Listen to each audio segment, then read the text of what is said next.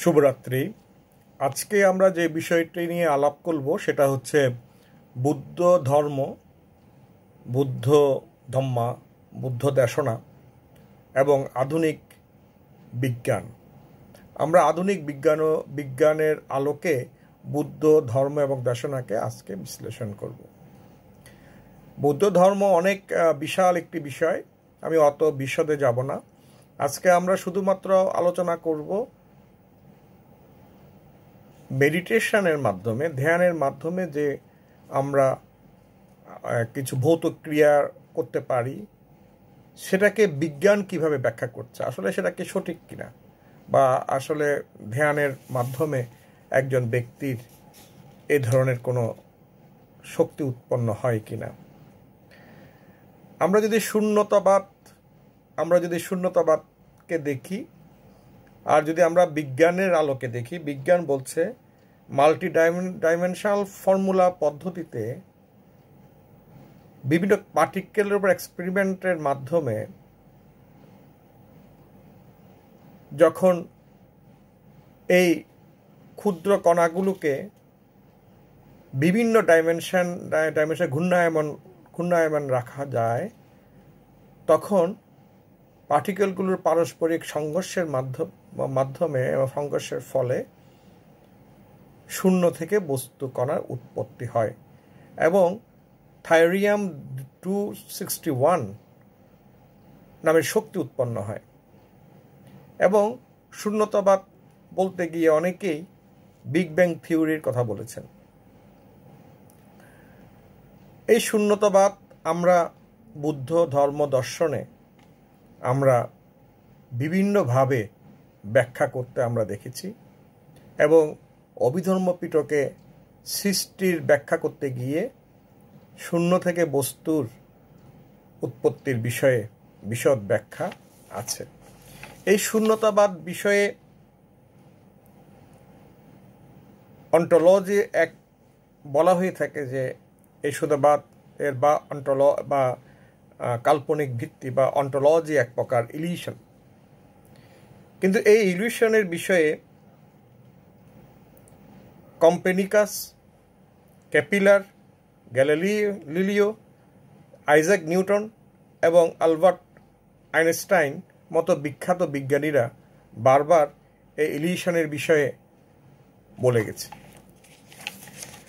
আমরা যদি আরও একটু বিস্তারিতভাবে দেখি যে ক্যালিফোর্নিয়ার ইনস্টিটিউট অফ নোয়েটিক সায়েন্স এবং প্রিন্সটন ইঞ্জিনিয়ারিং অ্যানোমেলিস রিসার্চ ল্যাব, তারা বলছেন যে তারা প্রমাণসহ ব্যাখ্যা করেছেন, মানুষের মস্তিষ্ক যদি যথাযথভাবে ব্যবহার করা যায় তাহলে মানুষ যে কোনো ভৌত বস্তুর উপর প্রভাব বিস্তার করতে সক্ষম হয়।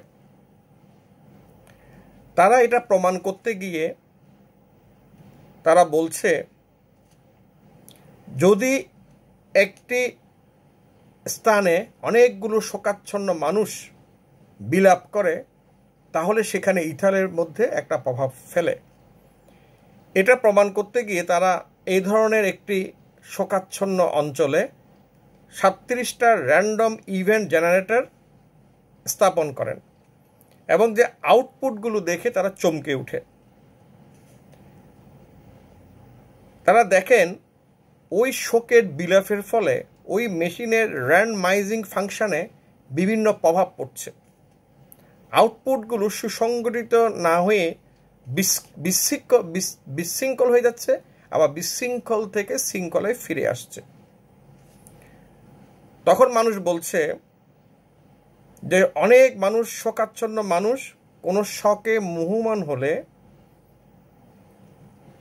মুহ্যমানের ফলে ওই 37টি র্যান্ডম ইভেন্ট জেনারেটর সেটের উপর প্রভাব বিস্তার করেছে। কি প্রভাব বিস্তার করেছে? ওই র্যান্ডম ইভেন্ট জেনারেটরের র্যান্ডমাইজিং ফাংশনের আউটপুটগুলো হঠাৎ কম র্যান্ডম হয়ে উঠেছে, আবার আউটপুটগুলো সুসংগঠিত হয়ে বিশৃঙ্খল থেকে শৃঙ্খলায় ফিরে এসছে। আবার আমরা যদি দেখি কসমিক কনসাসনেসের এটি একটা জিনিস প্রমাণ করেছে যে মানুষের চিন্তার ধ্যানের ফলে ওই স্তরে পৌঁছানো সম্ভব, সে ভৌত জগতের উপর মিথস্ক্রিয়া করতে সক্ষম হয়। বিজ্ঞানীরা বলছে কসমিক কনসাসনেস নামে পরিচিত এই প্রাচীন আধ্যাত্মিক একটি বিশ্বাস আছে যেটা সঠিক। নোয়েটিক লেখক ল্যারিন ম্যাকটাগ্রাট এর বিখ্যাত বই the field, the Quest of the secret force of the universe, the bond, the power of eight, harnessing the miraculous energies of a small group of heal others, your life and the world, the intention experiment, ওখানে উনি নোয়েটিক সায়েন্সের বিভিন্ন বিজ্ঞানসম্মত প্রমাণ উনি তুলে ধরেছেন। উনি বলছেন যে মানুষ যদি ধ্যান করে থাকে এবং ফোকাস থট করতে সক্ষম হয়, অর্থাৎ ঘনীভূত চিন্তা শক্তি অর্জন করে, উনি গাছপালার বৃদ্ধির হারকে কন্ট্রোল করতে পারে, কোনো পাত্রে থাকা মাছের সাঁতার কাটা মাছের গতিপথকে উনি প্রভাবিত করতে পারে, উনি কোষের বিভাজন, মানুষের শরীরের কোষের বিভাজনের উপর প্রভাব বিস্তার করতে পারে, উনি আলাদাভাবে স্বয়ংক্রিয় সিস্টেমের সিঙ্ক্রোনাইজেশন করতে পারে, উনি নিজের শরীরের ভিতরে রাসায়নিক বিক্রিয়া প্রতিক্রিয়া করতে পারে, নবগঠিত সলিড ক্রিস্টালাইন স্ট্রাকচারের করেও মনের ভাব উনি বদলে দিতে সক্ষম। নোয়েটিক সায়েন্সের বিজ্ঞানীরা তাদের বিজ্ঞানারে এই বিষয়গুলো প্রমাণ করেছে যে প্রেমময় চিন্তা করলে, প্রেমের মনে চিন্তা করলে, চিন্তার মাধ্যমে ওই শক্তি অর্জনকারী একদিন ব্যক্তি ফ্রিজের ভিতরে থাকা গ্লাসের পানিকে সুন্দরভাবে বরফে পরিণত করতে পারে। আবার বিশৃঙ্খল চিন্তার মাধ্যমে, নেতিবাচক চিন্তার মাধ্যমে ওই পানির বরফের স্ফটিককে উনি এলোমেলোভাবে সৃষ্টি করতে পারে। নোয়েটিক সায়েন্সের বিজ্ঞানীরা বলছেন যে জীবন সত্য হলো এমন এক ধরনের প্রভাবক যা কিনা কোনো কিছুর মধ্য থেকে বাস্তব কিছু বদলে দেওয়ার সক্ষমতা প্রমাণ করে। নোয়েটিক সায়েন্সের বিজ্ঞানীরা এটাও প্রমাণ করেছে ভৌত জগৎকে প্রভাবিত করার মনের যে সক্ষমতা তা কণাগুলোকে বাড়িয়ে দিতে সক্ষম। ইন্টেনশন হলো অবধারিত দক্ষতা, আরোহিত দক্ষতা। ধ্যানের মাধ্যমে মানুষ এই ধরনের জ্ঞান অর্জন করতে পারে বলে বিজ্ঞানীরা প্রমাণ করছে। এই বিজ্ঞান যদি আমরা আরও একটু, আমি অনেক গবেষণা করে, আমি অনেক বই ঘেটে যে দেখলাম, সব বইয়ের আমি অরিজিনাল বই পাই নাই, যেখানে যেখানে তার আলোচনা আছে সেখানে আমি দেখলাম the Kybalion, the Zohar, the dancing Wu Li masters, এই ধরনের বইগুলোতে আধুনিক পদার্থবিজ্ঞানের quantum consciousness, the new physics, principle of neural science, the intention experiment, এই জায়গাগুলোতে মানুষের ভৌত ক্রিয়ার উপর প্রভাবের বিস্তারিত বর্ণনা দেওয়া হয়েছে। কিন্তু আজ থেকে 2500 বছর আগে সাক্ষ্য সিংহ, সাক্ষ্যবীর গৌতম বুদ্ধ তথাগত বিশ্বের সর্বশ্রেষ্ঠ জ্ঞানী, যিনি 84,000 ধর্মস্কন্ধ ব্যাখ্যা করে গেছেন, তিনি বলে গেছেন, ওনার দেশনা করা প্রজ্ঞাতত্ত্ব, বিমুক্তি মার্গ, প্রতিসংবিধা মার্গ এবং অভিধর্ম পিটকের উনি এই যে মানুষের মনস্তাত্ত্বিক এই বিষয়গুলো ব্যাখ্যা করে গেছে, শূন্যতাবাদ ব্যাখ্যা করে গেছে,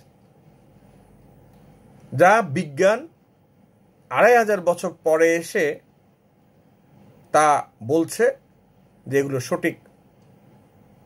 এবং বুদ্ধের ধর্ম ব্যাখ্যার পরে দ্য জোহর, দ্য কাভিলিয়ান, এই ধরনের অনেক আরও বাকি যারা এসছেন তারা ওনার এই বিষয়গুলোই বিভিন্নভাবে বলে গেছেন।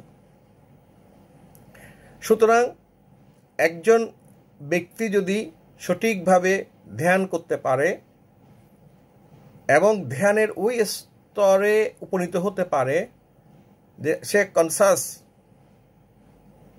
তার একটা মানসিক শক্তি দ্বারা তিনি ভৌত ক্রিয়াকে প্রভাবিত করতে পারেন।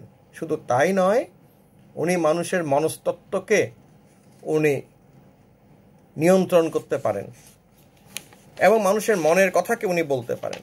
আমরা সেটা একটা ছোট্ট উদাহরণ দিয়ে এখানে পর্ব শেষ করব। আগামী পর্বে আমরা মেডিটেশনের এই ইথারের এবং মানুষের শরীরের সাথে, মানুষের শরীর থেকে নির্গত বিভিন্ন রঙের সাথে পৃথিবীর রঙের এবং সূর্যরশ্মির এবং মানুষের দেহ গঠনের যে কি মিল আছে সেটাগুলো আমরা আলোচনা করব। আমি বিশেষ করে একটু কথা বলতে চাই, আমি যেগুলো বলছি সেগুলো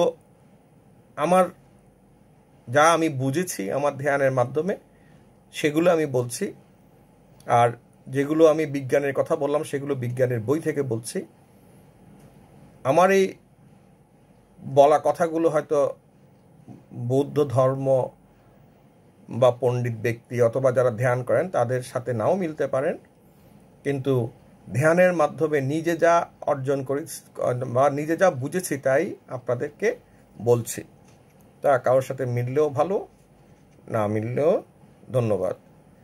তো সুতরাং আমরা যদি ভৌত ক্রিয়া এই যে কনসাসনেস এবং এই যে নোবেটিক সায়েন্স যেটা প্রমাণ করছে যে মানুষ ভৌত ক্রিয়া প্রভাবিত করতে পারে, কয়েক হাজার মানুষ আনন্দিত থাকলে তারা ইথারে প্রভাবিত হয়, কয়েক হাজার মানুষ একসাথে বসে ধ্যান করলে সে র্যান্ডম ইভেন্ট জেনারেটরের র্যান্ডমাইজিং ফাংশনের উপর, আউটলুকগুলোর উপর প্রভাব বিস্তার হয়।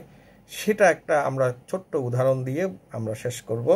তা হলো সাক্ষ্য সিংহ সাক্ষ্যবীর গৌতম বুদ্ধ তথাগত যখন ধ্যানে বসতেন তখন বলা হতো যে বুদ্ধ সিংহ বিজম্বিত সমাধিতে বসে ধর্মদাতু ধর্মদ্বার বিজ্ঞপ্তিত্রাদভাস রশ্মি বিচ্ছুরিত করে 10 দিকে লোকধাতু উদ্ভাসিত করে বুদ্ধানুভবে 10 দিকস্থ লোকধাতুতে স্থিত সমস্ত প্রাণীকে মহাকরুণায় প্লাবিত করে ধর্মদেশনা দিতেন। ওনার ধর্মদেশনা শুনে লৌকিক এবং অলৌকিক, দৃশ্যমান এবং অদৃশ্য সকল সত্য মনোযোগ দিয়ে ওনার ধর্ম শুনতেন এবং ওনার ধর্ম দেশনা এমনই ছিল মানুষের মনকে এমনভাবে প্রভাবিত করত, মানুষ হতাপত্তি, শক্তিদাগামী, অনাগামী অথবা কেউ কেউ অরহত্ত মার্গফলও লাভ করত।